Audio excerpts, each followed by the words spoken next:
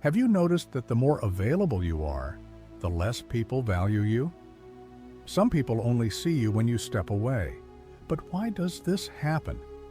And what changes when you stop being so accessible? In this video, you'll understand how conscious distance isn't rejection, it's protection. Carl Jung used to say, "When you retreat, you find yourself." And it's in that silence that everything begins to change. Get ready to see your relationships through new eyes and discover the transformative power that exists in your absence. There are moments when the greatest act of self-love is stepping away. And no, this doesn't mean turning your back or running from others, but rather turning inward. When someone chooses to stop being emotionally accessible all the time, it completely changes the game, and not just for them. Relationships begin to reorganize themselves. What was once emotional control disguised as affection reveals its true face. And in this new silence, a transformation begins that many avoid, but few forget. This distance, when conscious, becomes a watershed moment. It's not coldness, it's clarity. It's the moment when a person realizes they no longer need to react to everything, nor make themselves available as if that were synonymous with worth. In practice, this can be as simple as not responding to messages immediately or choosing silence in the face of provocations that used to consume you. The impact? Almost immediate. Those who used to drain your energy will feel the absence, not of your company, but of the control they thought they had. By stepping back, you discover that your presence was a valuable currency, but it was being used without discretion. And the more you withdraw, the more you realize how much you were giving while expecting the bare minimum in return: respect, listening, reciprocity. And here the great turning point is born, because when you understand that emotional space needs to be protected, your perspective changes, your heart settles, and a new kind of strength begins to emerge. But it's when this new behavior breaks predictability that the truly hidden dynamics begin to appear. Emotional predictability is a trap disguised as stability. When someone gets used to knowing exactly how you'll react, the ground becomes fertile for manipulation. It's like a rehearsed script. The person says something, you respond the same way, and the cycle repeats, always favoring whoever is conducting this invisible game. And the most dangerous part? Most people don't even realize they're being manipulated, because they confuse consistency with loyalty. But being reliable is one thing. Being predictable to the point of being controllable is another. Becoming less predictable isn't about purposely becoming unpredictable, but rather about reclaiming autonomy over your own reactions. It's, for example, when you stop trying to please all the time, or stop responding to passive-aggressive comments with justifications. This messes up the emotional game board of those who previously manipulated you without effort. The absence of your response breaks the script, and that's when panic emerges on the other side. Because there's no more control, no more emotional power to pull you back into the old dynamic. And that's when things really start to change. When you stop being the person who always resolves, listens, gives in, the other person is forced to deal with their own emotions without using you as a crutch. This pattern break reveals a lot, not just about the other person, but about yourself. Because in that moment you realize that being predictable wasn't about being good, it was about emotional survival. And when that falls apart, it starts to hurt, but it also starts to liberate. After all, if all of this was sustained by your constant presence, what happens when you decide not to be so available anymore? Always being available might seem like a virtue, but it's often just an elegant disguise for the fear of rejection. It's as if, unconsciously, the person were saying, "If I'm always here, nobody will leave me." But in this constant effort to be present for everyone, they disappear from themselves. It's a silent type of abandonment, the abandonment of their own needs, desires, and even boundaries. And the most subtle part? This usually comes disguised as affection, care, and kindness. How many times has someone said yes when everything inside was screaming for a no? This is the secret language of self-abandonment, putting others first, expecting, without realizing, some form of validation. The problem is that this kind of validation doesn't fulfill, it only depletes. The person becomes a sort of emotional support for everyone, while internally feeling increasingly empty, exhausted, invisible.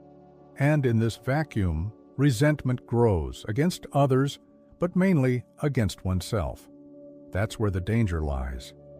When availability becomes compulsion, identity dissolves. The person no longer knows where others end and they begin.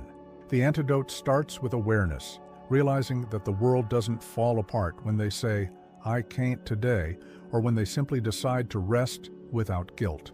Practical examples: learning to put your phone on silent, canceling commitments without long justifications, and above all, allowing yourself not to be needed all the time. And in doing so, without realizing, they begin to reclaim themselves. The human mind works like a power plant, potent but limited. Carl Jung used to say that our psychic energy is finite and easily spent when we engage with things that lead us nowhere. Each unnecessary argument, each worry about what others think, each impulsive reaction, all of this drains that inner strength. And what's left? Tiredness, confusion, and a constant sense of being pulled in 1,000 directions at once. Those who learn to protect this energy become more lucid, more centered. It's not about coldness, but prioritization. The person stops reacting automatically and starts choosing where, when, and with whom it's worth spending their attention. It's as if they take the helm of their own mind, conserving psychic strength for what really matters.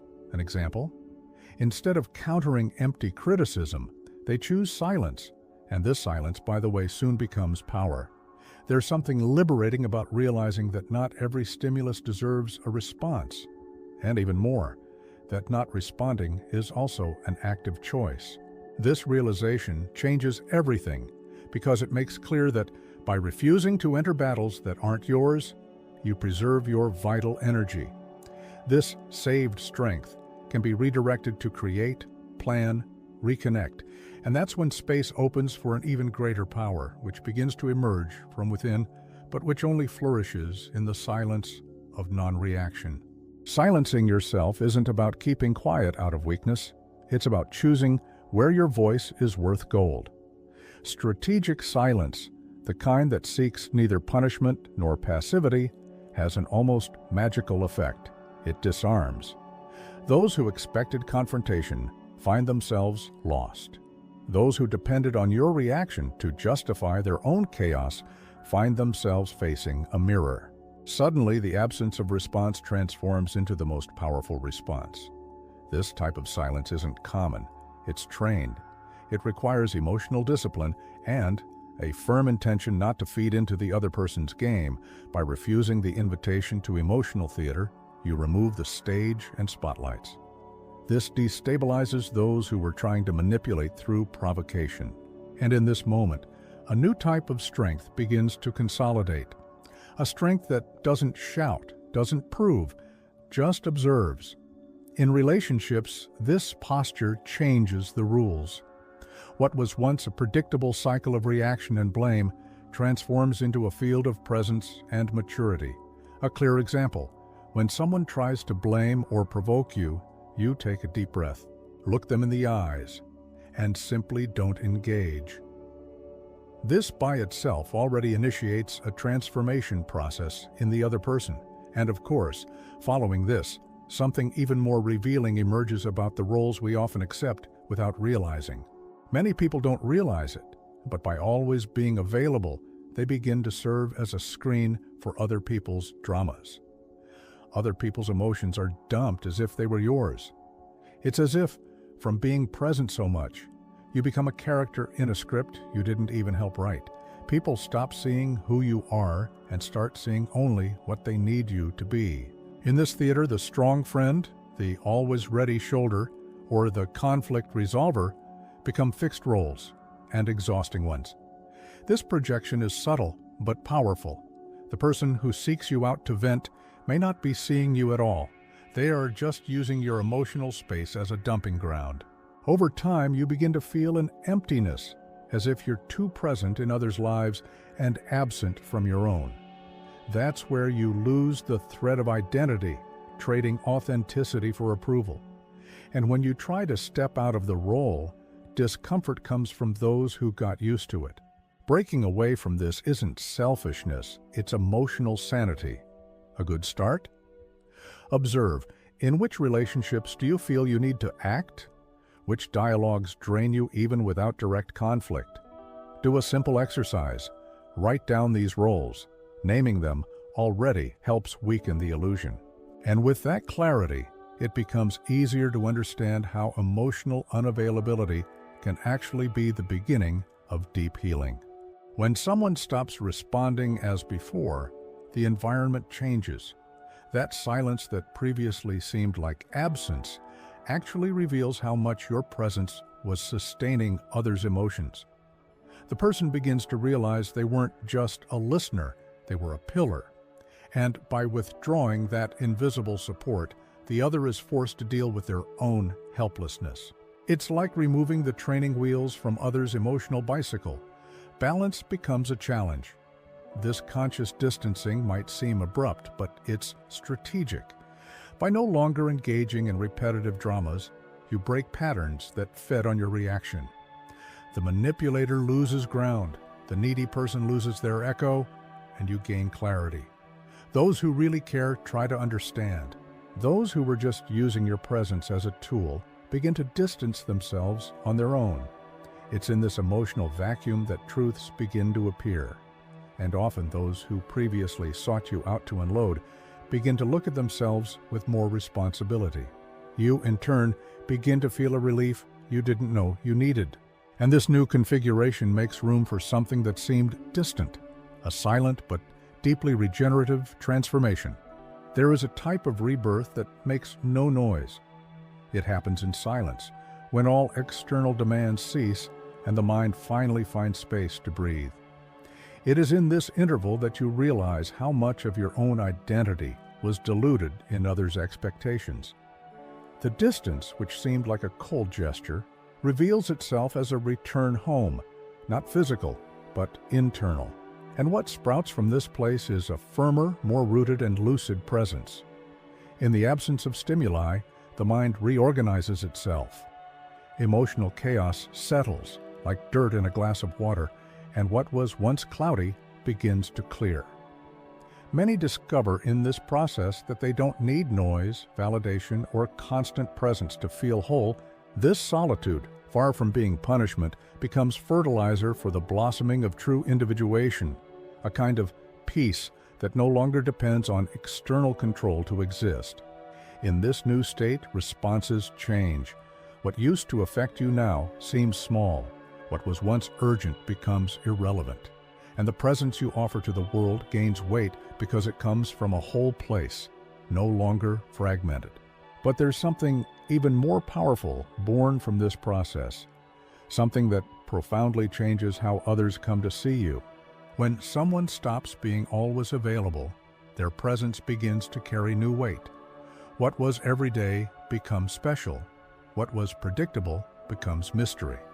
People previously accustomed to immediate responses begin to notice the value of your silence. And that's when something magical happens. You stop being a free emotional resource and transform into a respected presence. Not by imposition, but because your absence teaches more than your presence used to teach. Being rare isn't about being absent out of pride, but out of wisdom. It's understanding that being everywhere at once is diluting your essence. When you become selective with what you offer, be it time, listening, or energy, you invite others to do the same. This new posture recalibrates relationships and establishes a natural hierarchy of importance. And this not only changes how others treat you, but especially how you come to see yourself. The result is an emotional sovereignty that no one can take away. You no longer chase approval because you've understood that true value doesn't need to display itself. It asserts itself through silence, calm, and strategic absence. And this new state is the perfect foundation for the next move.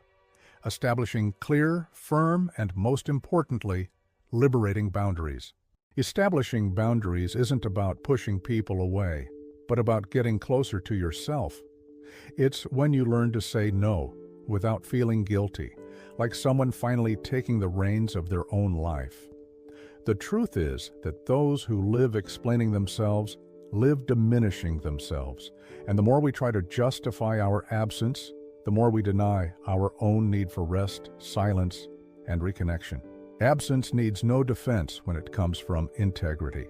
This type of boundary is a watershed. It separates relationships sustained by reciprocity from those fed by imbalance. When someone refuses to respect your no's, what was at stake was never love, but convenience. Keeping inner peace as a priority might seem like selfishness in the eyes of those who benefited from your exhaustion. But it's exactly this firmness that transforms relationships and purifies connections. Emotional freedom blossoms in this territory, that of conscious choice, respected time, and inner listening.